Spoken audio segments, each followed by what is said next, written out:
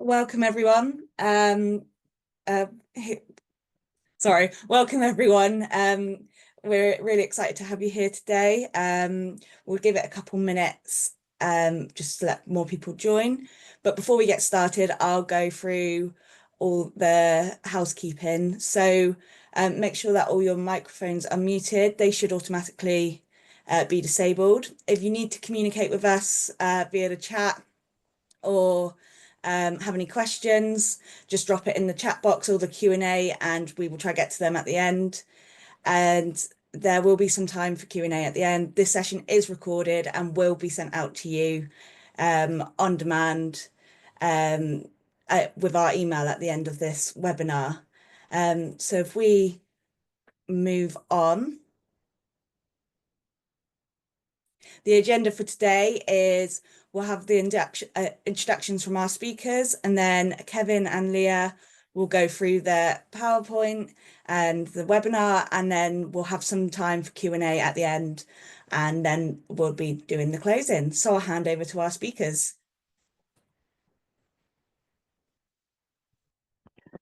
Thanks, Jemima. Time is it? Yeah, definitely time to get started. Thanks everyone for coming. Really pleased to have you here today. Just quick introductions. My name's Kevin Hyatt. I'm the Head of International Teaching and Learning Resources for Pearson EdXL. Thanks, Kevin. My name's Leah. So I'm the Product Manager for our International Primary and International Lower Secondary Resources and Curriculum. Super. Okay, so today we're going to be talking about progression. I'm going to hear that word an awful lot today, and we're going to start off by just talking about what the iProgress idea that we have is, and then following that, Leah's going to look at some of the bits of it in detail, which is, I think, what everyone wants to see. So what is iProgress? So iProgress is our complete suite of resources. It begins with iPrimary, which covers, also includes early years and covers ages 3 to 11 and covers 11 subjects, including English, math, science, computing, and global citizenship. That moves on to iLower Secondary, covering ages 11 to 14, which in turn leads on to our international GCSEs following the new newish 9-to-1 grading scale, which is available for 37 subjects. And that then in turn leads on to international AS and A level, which from there you can then go on to further education or work. But that's just really listing a series of different qualifications and different curriculum resources. So the idea behind iProgress, that at each of these phases, we have comprehensive planning, teaching, learning and assessment support, great PD courses, bespoke PD courses written specifically to support each age group. We've got curriculum matched publishing resources digitally, online and in print, all written specifically to support these programs, and lots of marketing and branding support so you can communicate what you're doing with parents and just to put your school out there as well. And the idea is it provides the consistent support and consistent pathway all the way from ages 3 to 19. But I wanted to talk a little bit about how that came to be. And I was going to start with international GCSE. So as you'll know, the international GCSEs were redeveloped a few years ago. So we already had international A-levels and they were set. The international GCSEs were redeveloped to follow the 9-to-1 grading structure and also to address the transferable skills gap. I'd like to start by having a quick talk about that transferable skills gap. And I'm sure you're all aware of how valuable these different skills are. But in recent years, universities and employers have highlighted that there is a gap existing, that people are coming up to university, coming into work, missing key skills. 1 in 6 employers have said that they have difficulty finding candidates with the skills they require. 54% of companies said the skills gap impacts their ability to serve their customers. 1 in 3 skills that you actually see in a job advert is considered a soft skill. It'll be intrapersonal or critical thinking or interpersonal. And 87% of university professors do not think students have the research skills needed for degree level study. So when we are developing the international GCSEs, the idea of addressing this transferable skills gap was at the heart of that. In addition to that, they were also redeveloped to take advantage of a new 9-to-1 grading scale. So Pearson EdXL International GCSEs follow the same 9-point grading scale introduced by the UK government to raise standards and recognise top performing students. The numbered grading is more closely aligned to the British curriculum, and meets the same standards as Ofqual sets in the UK regulatory body. So they can successfully progress to A-level, international A-level, and then on to university as well. It provides a greater level of differentiation across levels of attainment. It rewards really outstanding achievement, that top few percent getting that 9, which is 100% more valuable than the old A-star. It recognises that very highest level of achievement. It provides more information about student attainment to help progression to A-level. And the same scale across both of them allows clear comparison with UK standards as well, as opposed to the old A-star to G grading. So by developing this first, we were able to set an excellent endpoint for our primary and our lower secondary programme. Because we could then see where we wanted students to end up. Okay, next slide, please. So when we redeveloped iPrimary and iLower Secondary a few years ago, we already have the international GCSEs in place, so we knew what our endpoint in terms of the knowledge and skills was. So we then started research into what kind of support was needed to fulfill best practice at this age group. We spoke to schools, stakeholders, people who took our qualifications, and people that didn't, to see what they were looking for and what they wanted in this support and this age group. The first thing was an international curriculum based on British best practice. So it follows the skills, the ethos, the pedagogy of the English national curriculum, but not necessarily the set knowledge, which isn't always appropriate. It's culturally sensitive, and it takes also advantage of, it also notes the fact that often these learners are second language learners as well. So it was really important to the vast majority of our centres that this was an accessible curriculum, an accessible academic, as opposed to English language learning curriculum, for learners and for teachers as well. The third thing that was really important, and number one response, was that there was robust, trusted assessment included within the programme. External, globally benchmarked and recognised examinations at the end of key stages were considered important, but so equally so was the formative assessment to be built in throughout the whole programme. And then the final aspect was professional development. So this was probably roughly equal with assessment and research, but anybody moving to a new curriculum or trying to teach a new qualification knows how difficult it can be. There's so much other things going on in school, and you need that support to be confident you're really hitting the mark with it. I just wanted to take that second point as well. So sometimes curricula, even at age 5, will force students to make a choice between a first and second language pathway. And for language learning, that's can be absolutely fine. It can depend upon your level of access, level of hours. But if you're moving towards academic qualifications later, we believe that asking students to make that choice between a first and second language pathway at age 5 and setting them on a course they're set on and stuck on at age 16 isn't fair. So we developed our curriculum in conjunction with our ELT colleagues, with language learning experts, with pedagogical experts in the UK to identify a route through which should, by the end of year 9, have students at the same level as a UK academic curriculum. So it's written for second language learners, but with first language outcomes. Following all that research, we put together iPrimary and iLower Secondary. And you're going to hear a little bit more about that in a second, but you're mostly going to hear about how it fits within the whole pathway and how students progress to the next level. Within iPrimary and iLower Secondary, we offer huge amounts of support for teachers and learners, complete year-by-year curricula, subject-specific guides, lesson planning, publishing, huge amount of professional development, constant ongoing support through webinars, and a new strand added each year. We provide support for all of those core subjects, and we also provide skills ladders as well for the foundation subjects like PE, music, design, art, and geography and history as well. So I've spoken a little bit about the development behind iProgress. Next slide. So although we see it as iPrimary and iLower Secondary leading on towards international GCSE and then on to international A-level, I think it's really important to remember how it was developed. We started with those end points. We knew that the international A-levels were solid, they enabled progression to university. The international GCSEs were redeveloped next, knowing that they would then provide in turn the best possible experience, be aligned to British best practice, and provide preparation for international A-level. And then we developed iPrimary and iLower Secondary in order to be able to prepare people to take those international GCSEs and excel in them. And to do this, we make sure that at each stage and each level, we provide the same great level of support. So there's the comprehensive support for teachers, for students, for professional development, and for schools who need to communicate the message of their new curriculum to parents as well.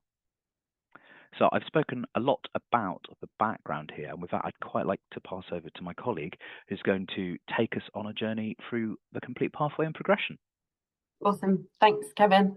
So hopefully that was a really good introduction and overview to sort of set the scene. In the next session, I'm going to dive into the curriculum across maths, science and English, and in quite close detail, and follow a particular objective through the years, right from primary to international GCSE and international A-level. So just to sort of recap what Kevin said there, what is our curriculum? What does it actually do? What does it look like? Just as Kevin mentioned, we developed that British style curriculum. This means that the pedagogy used in the curriculum, in the support, throughout the resources, it's all based on that British best practice and research. But we say style because it's very much internationalized. We've got those international examples embedded throughout, got an awareness of being culturally sensitive and making sure it's accessible to non-native English speakers. But the curriculum itself, hopefully you can see on the screen, contain those age-related expectations in that year-by-year structure of objectives. So you've got that ladder of progression over the years. So in the curriculum document itself, you'll have the curriculum reference, you'll have the objective, any notes or guidance alongside the objective as well. And we take a spiral approach across our curricula, so we're revisiting concepts in increasing depth and complexity year on year. So let's have a look at maths in a bit more detail. This is an overview of all of the subjects covered across maths at primary and secondary onto international GCSE and international A-level. Please don't worry, I'm not expecting you to be able to read this at all. I just want to demonstrate how you can see that the progression is there over the years across the specific knowledge and skills areas. So it's a very much zoomed out picture. And we can see the areas that each age group builds towards or forms the foundation for. So for example, this is a statistics strand at primary, which delves into graphs, charts, probability data at secondary, and onto in international GCSE, we've got sequences, functions and graphs, statistics and probability, which forms the foundation of many of those different A-level branches as well, but especially statistics and pure maths. Again, you can see another pathway that we have for number. So number and place value at primary leads on to numbers and the number system at secondary, same at international GCSE and onto pure maths at A-level. So we have these pathways throughout of objectives that really do form the foundation for those GCSE and A-level topic areas. And obviously, it isn't always the neatest progression from one area at primary right up to international GCSE. There's definitely a lot of overlap of skills. For instance, shape at years 1 to 6 feeds into the two different areas at our international GCSE level of geometry and trigonometry, and vectors and transformation geometry at our international GCSE. And just as another example, obviously a subject like number and place value at primary, which gives you that real fundamental understanding of number and foundational math skills, can arguably form the basis of many of your international GCSE strands, not just explicitly numbers and the number system. But for the sake of this overview, this progression really just identifies those key areas in the curricula that really obviously translate across all the years. But it isn't a rigid mapping. There's definitely a lot of overlap across the different areas with a really strong foundation in all of those topic areas at primary, so that you're going to be on a good pathway for progression onto secondary, international GCSE, and so on.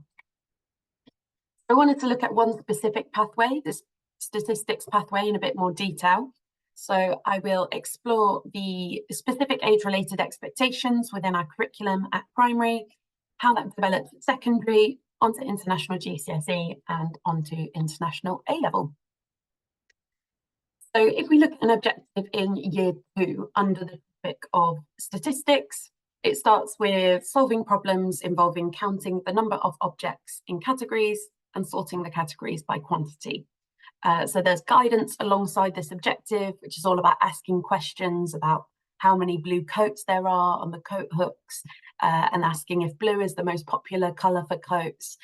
So you're really building that initial awareness of data collection paired with real world examples and the skills of interpreting simple tables.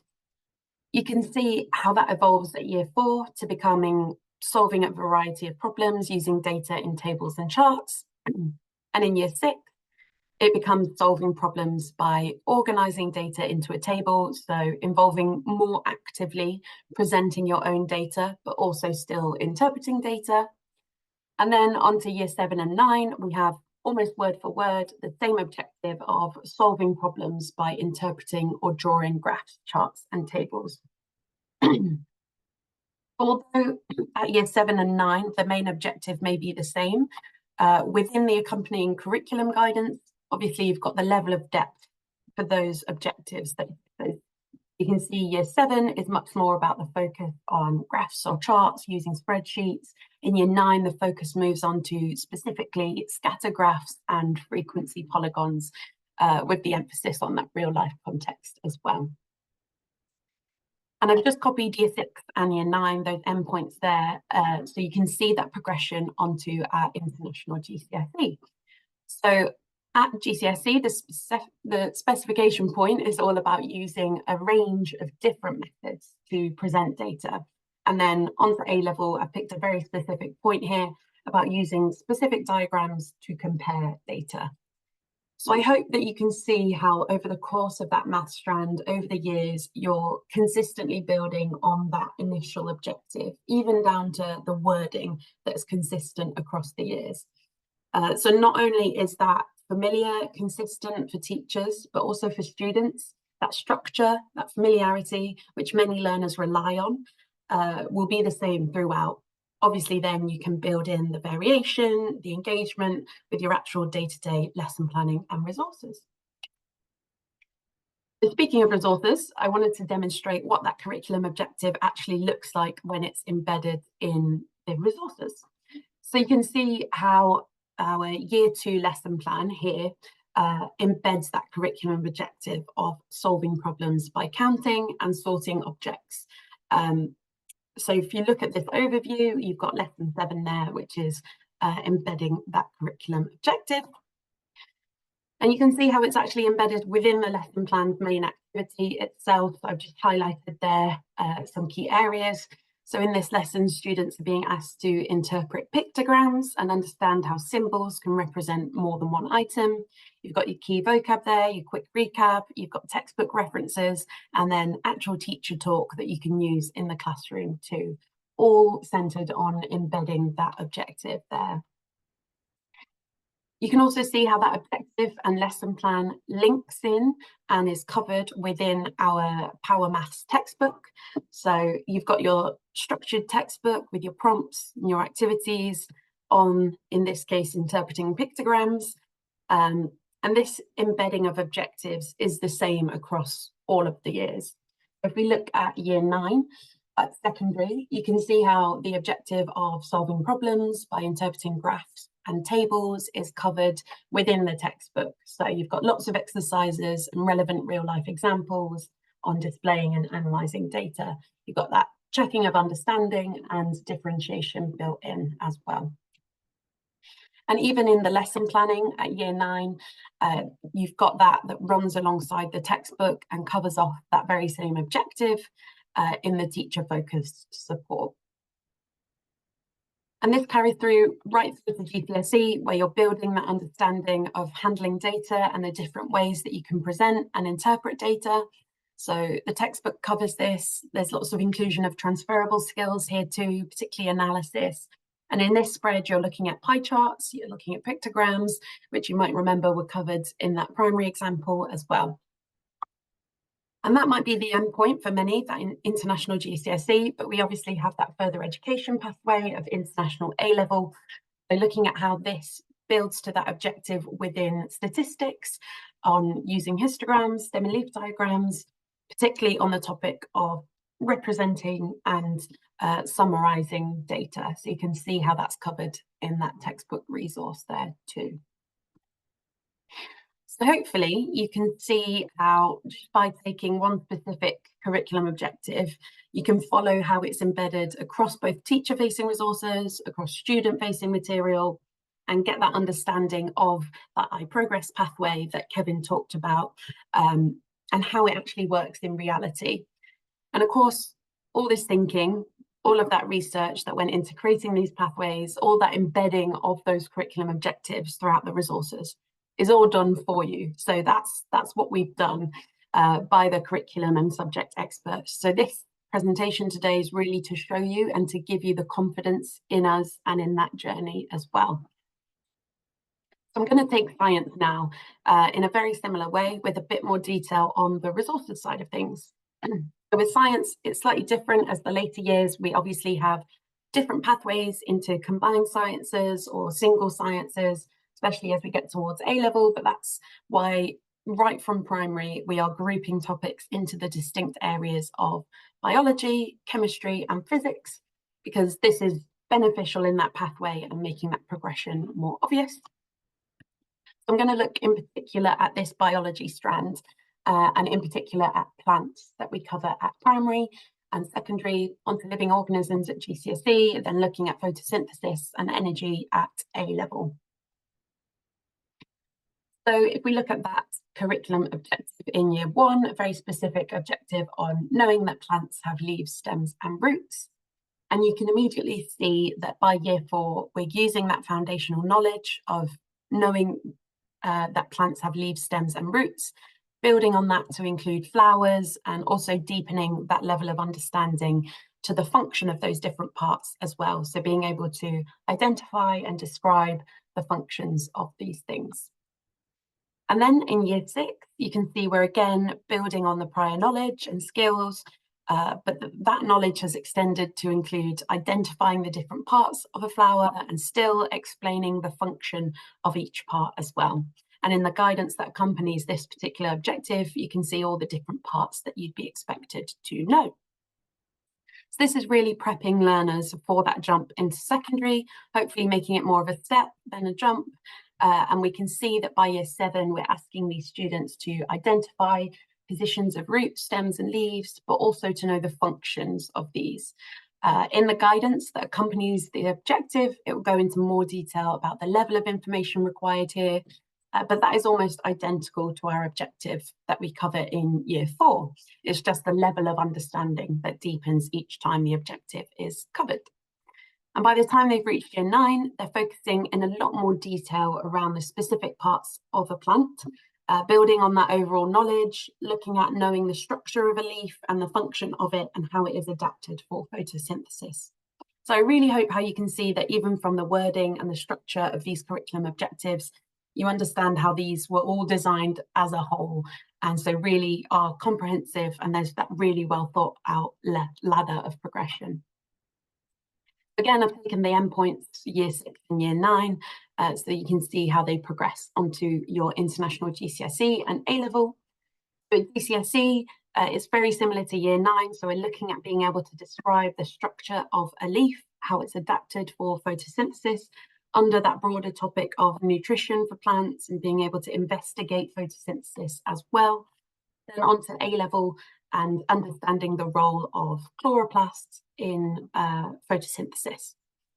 So throughout, you have this kind of structure of identifying a part of a plant and understanding and being able to explain its function and its wider role for the plant as well.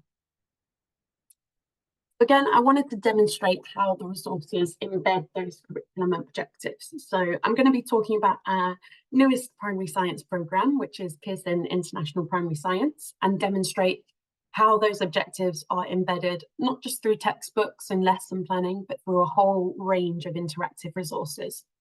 So I've just taken year 1 as an example. This is an overview of our curriculum at primary science. And I just wanted to show you how you can take the content page of our Pearson International Primary Science Year 1 book, and you can see how they follow the exact same structure and order.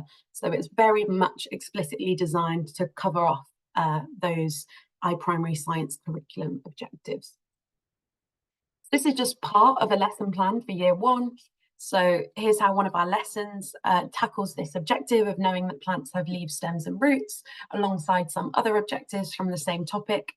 And that's a theme you're likely to cover more than one objective per lesson, including specific investigative skills that are embedded alongside it. So here looking at making observations and comparing. And you've got all the features that you might expect from a lesson plan, including key vocabulary. You've got before you teach section, which pulls out any common misconceptions. You've got all the linked resources as well, which includes linked worksheets. So in this example, these are the sheets that would be attached to that lesson. So clicking the link in the lesson plan takes you directly to them, where they can be used front of class or printed. In this case, at year 1, at the start of a topic, they're really just simple, clear diagrams to help demonstrate the different parts of a plant. We then have the textbook. You can see how it covers what root, stems and leaves are. And as part of our digital ebook, every lesson has an interactive hotspot, which you can see there on the page. And this opens an interactive quiz question, which is fully centered on that curriculum objective. So this is an auto-marked quiz question. You can allocate these quiz questions to students, see reporting of that, all centered around that same curriculum objective. And you can see how the workbook works alongside the textbook in covering that objective as well. And as part of PITS as well, we've also got animated topic videos. So these are really nice openers, nice entries into the topic for each subject area. So in this instance, we're really looking at plants, including key vocabulary and context, which is, especially important for international or non-native speakers of English. And then you've got your assessments as well that cover the very same objective. So these are progress tests that are across all of our subjects, across all years from primary through to secondary, all of our core subjects. They are termly or end of topic and end of year. And of course, we've got the mark schemes that go alongside them. And you can see that objective of knowing that plants have leaves, stems and roots being covered there. So this is probably feeling quite repetitive at this point when you're looking at just one specific objective in isolation, but it's just to demonstrate how that is really thoroughly embedded across the different resources. Obviously, in amongst all the other curriculum objectives, you get a much more holistic, well-rounded learning experience, but it's just to demonstrate that very clear pathway for a specific objective. So by the time you get to your Pearson Edexcel external assessment at year 6, you're really confident, well prepared, both students and teachers, that you found that foundation, that familiarity in the specification content, ready for the external assessment at year 6, which is an entirely optional endpoint assessment. But we have those endpoint assessments at the end of year 6 and year 9, so that you have that benchmarking. They've got the same level of support that our international GCSE and international A-levels do as well. In the exact same way, you've got your year 7 objective covered in the textbook and the questions throughout, which have a show hide functionality. So you can see how it's all about knowing the functions of the roots, stems and leaves. And you've got it embedded in your assessments, your progress tests at year 7 as well. So it's very explicitly covered.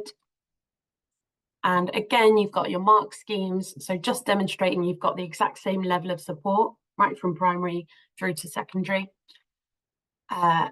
until the time you get to your external assessment at year 9, you're fully prepared to tackle those questions that come up in your external assessment. And again, that carries through. We've got the same level of support through all years. So at GCSE, at international GCSE, you can see the curriculum objective is covered in our textbook, looking specifically at the structure of a leaf and the role it plays in photosynthesis. You've also got at international GCSE level, you've got your teacher support. We have our teaching hubs. You have your structure of a leaf lesson plan. You've got all the resources you might need from it. You've got the collapsible sections, so you can work through the lesson. You've got all the interactives. You've got videos that you might need. And it's a really easy teaching tool to use. And again, you've got that assessment practice, including mark schemes, examiners' reports. It's that same level of support for assessment at international GCSE. And that carries right through to A-levels. So you've got your comprehensive textbook covering off those curriculum objectives. So this is about understanding the structure of chloroplasts in relation to their role in photosynthesis. And you can see how that's really built from the structure of a leaf to the structure of cells, right from knowing that plants have leaves, stems, and roots. You've still got your lesson planning support, which looks at embedding other skills alongside the curriculum objective. You've got math skills, practical skills, and ideas for incorporating other digital activities too. So you've got that lesson planning there at A-level as well. And again, you've got your assessment materials. And within the textbooks as well, you've got very specific exam preparation chapters and guidance that cover the strategy. They'll talk about command words. So you've got that assessment support there, as well as the sort of practice papers. That same level of support is carried throughout iProgress. So you've got your student-facing resources, the textbooks, or the physical, the print student resources we have, or the digital games, quiz questions, videos, ebooks. You've also got the teacher-focused support, so the lesson planning and the teacher guidance. You've then got the assessment support, practice papers, exam advice, and the external qualifications that are internationally recognised at primary and secondary, GCSE, A-level, all underpinned by that curriculum and the specification objectives. So finally, I'm going to have a look at English now, which is a little bit less straightforward, but that's just because of the nature of the subjects of English. But again, hoping to demonstrate that really clear pathway of progression. The slight difference with English is that a lot of the skills are much more overlapping and interlinked, just due to the nature of the subject itself. At GCSE and A-level, there are much more broad assessment objectives, which the objectives at primary and lower secondary all build towards. So this overview looks specifically at English language. You can see how initial word reading and phonics at year 1 to 9 feeds into the assessment objective, the first assessment objective at international GCSE, which is all about being able to read and interpret a variety of texts. And then onto our assessment objective at A-level, which is all about understanding the construction of meaning within text.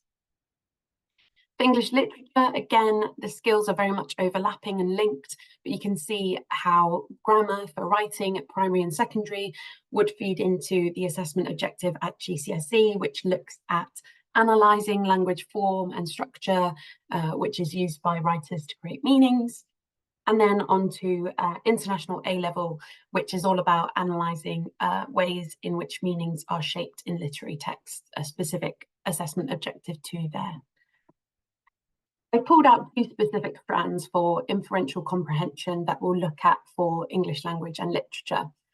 So how we prepare learners to explore links and connections between ideas and text. For year 1, you're supporting learners to infer how characters feel using pictures. So it's a very much supported inference that they're making. At year 3, again with support, you're encouraging learners to infer feelings of characters from information within a text. By year 4, learners are independently inferring characters' motives from a text. And again, at year 6, they're independently inferring intentions from actions and dialogue of characters. At year 7, we're looking at reading beyond that literal and explicit meanings. This is all about making inferences. And you'll notice, again, the wording is very much the same at year 9, but that detail accompanying the year 7 objective, much more about making broader inferences, whereas at year 9, you're honing that skill even more to make really sensible inferences there. You can see how primary and secondary would build to international GCSE and international A-level in terms of analysing how language is being used to create effects and meaning, and really understanding that construction of meaning beyond just the explicit literal meaning. So very, very briefly, we have that same exact level of support that you've seen across maths and science for English. You've got workbooks, you've got lesson plans, you've got progress tests, which all have that curriculum objective embedded within it. So just as an example, this progress test here, we're looking at how does Adam feel? And you're ticking a box to relate it to an emotion of scared, happy, sad, or tired. And I wanted to pick that out because at year 6, by the time you have your progress test at year 6, you've very much developed that skill. So the question is looking at how did you know about characters had found out about the secret messages. So it's looking more deeply into the intentions, the motives of the characters, and asking for a written explanation there, so you can see how that sort of progressed from the earlier year. And again, we've got workbooks, we've got lesson plans, and we've got progress tests. At year 9, we've got textbooks and workbooks. So you can see how reading beyond literal and explicit meaning is embedded within the textbook and workbook, all about inferring key ideas. You've got those activities there. You've got your progress tests, which again progress right from year 1. You've got those, and you've got your lesson plans as well, which offer that differentiation support as well. So you've got areas for support and deepening understanding. It carries through to international GCSE. You've got the textbooks, you've got your lesson planning, so your teaching hub, all that teacher support in there as well. And of course, you've still got assessment support as well. You've got practice papers and guidance. And right through to A-level, you've got that textbook support, you've got the teacher support, that includes front of class presentations, and you've got assessment support as well. So you've still very much got that full level of resources, that level of support right from primary through to secondary. And with that, we've very nearly come to the end of our presentation. But hopefully that has demonstrated what the progression looks like in practice across those core subjects of maths, science and English, so that you can have the confidence that students are on that consistent, successful pathway right from primary through to A-level, and that those curriculum and specification objectives are embedded across our resources, the teacher support, the assessments across all the years. So we have professional development as well, as Kevin mentioned, that underpins all of that support as well. I've talked a lot, so thank you very much for listening. I'm going to hand back to Kevin now just to run through what that PD looks like and share some of the feedback from schools we have who've actually taken our curriculum as well. Thank you. Thank you, Leah. So as we mentioned, as Leah mentioned throughout, the idea behind iProgress is we have a consistent, coherent, planned pathway for progression from ages 3 all the way through to ages 19. And as part of that, we provide a consistent level of support. That's in the progression itself, it's in resources, and it's in professional development. So rather than weave in suggested professional development to each age, because there's multiple different options, we thought we'd just have a quick summary at the end. So for all of the recommended courses like Bug Club or iProgress International, and all of those different books and digital resources, there's there's product-specific professional development which we provide. And then the next slide, please. And then for our iPrimary and lower secondary curriculum, especially because we know this is an age group where perhaps your teachers might be generalists, they might need more support on a particular subject, and it's also an age where perhaps people have a subject specialism, but perhaps not a teaching specialism. We have a more developed pedagogical offering of professional development as well, and all of these courses have been written bespoke for international schools, specifically to support these programs. We then also have, obviously, our support for international GCSE and international A-level. So we have our Getting Ready to Teach program for teachers new to teaching the qual or the subject, the Understanding Assessment and Improving Delivery for teachers already delivering the qualification and subject.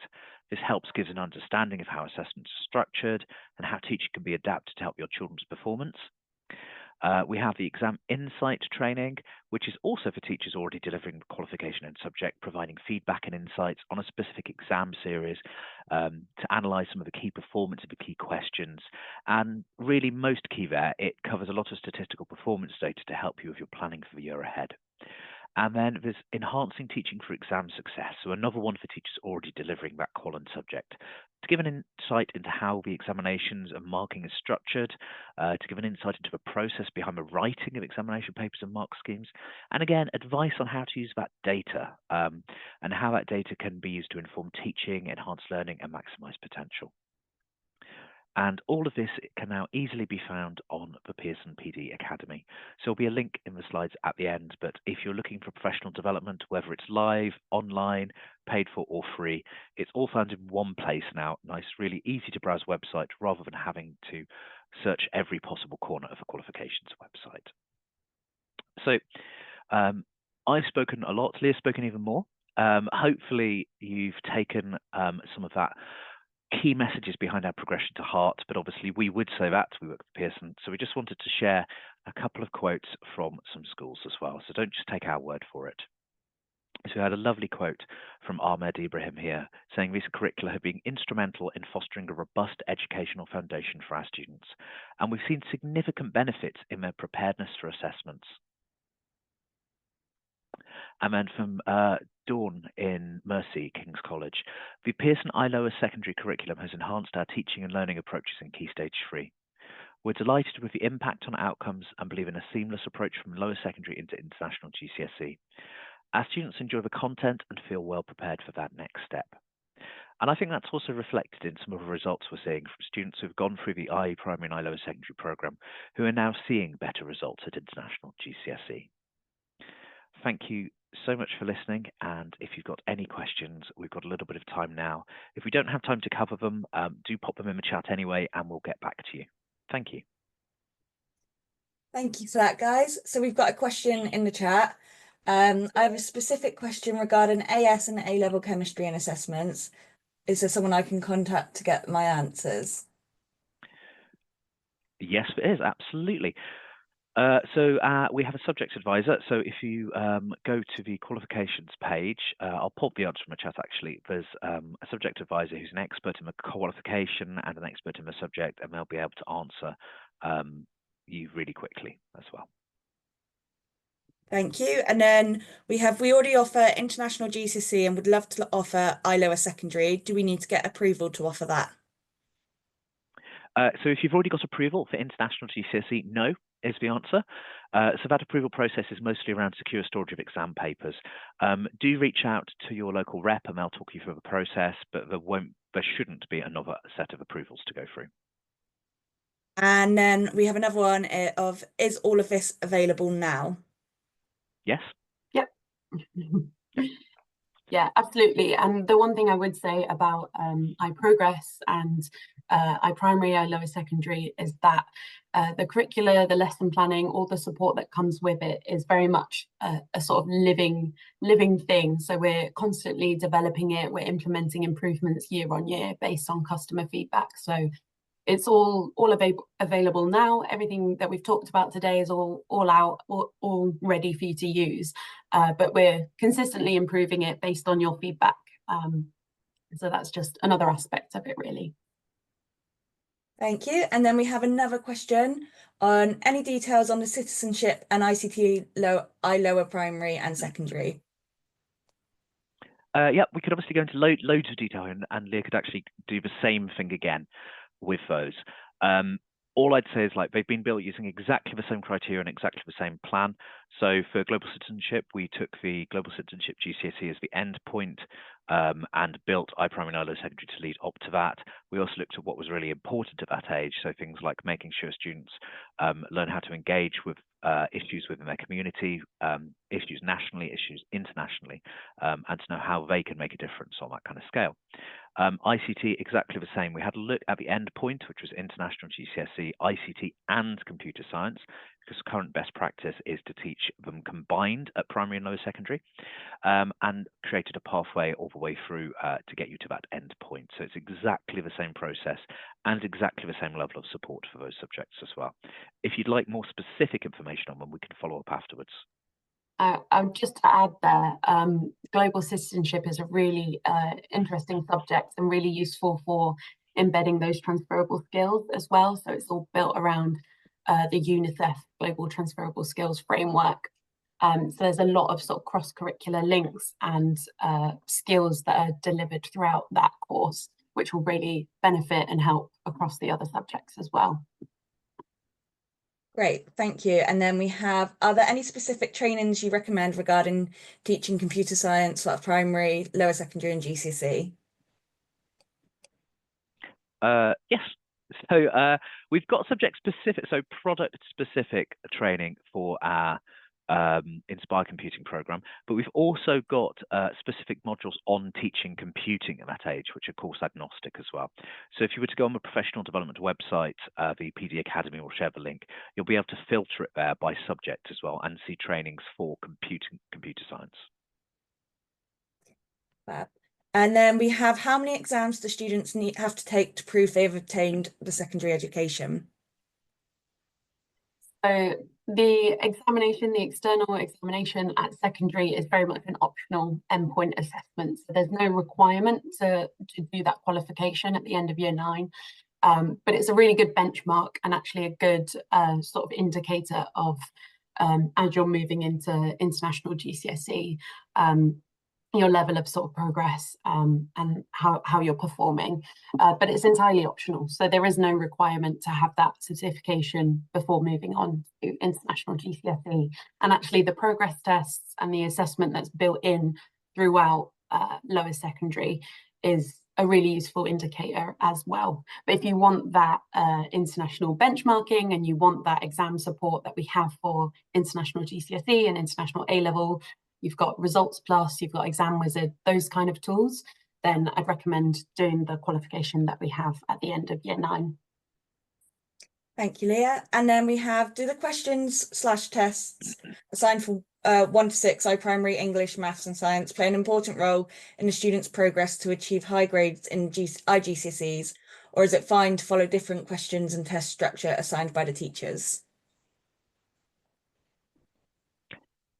So it's absolutely fine because, I mean, teachers know their class better than anyone. What I would say, though, is those assessments and those questions have been created alongside that curriculum progression. So they're the thing that kind of a research has gone into, the experts have worked on, and they're confident that they're kind of formative steps along that progression towards later international GCSE achievement. Obviously, like, you can change them, you can add them, you can stretch them, you can mix them up, but you may not see the same results.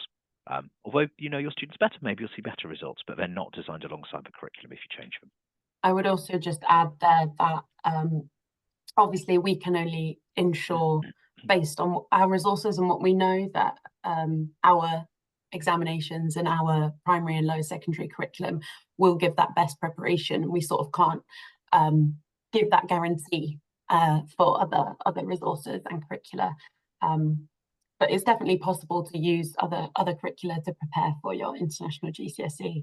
It's just that obviously this pathway that's been designed altogether, we have more sort of confidence in that because we've got sight of that and we've been able to support the development in that and work in that very explicit progression. Yeah. Thank you. And then we have, can we skip some topics in order to save time and continue that on the next level or semesters since it is still connected?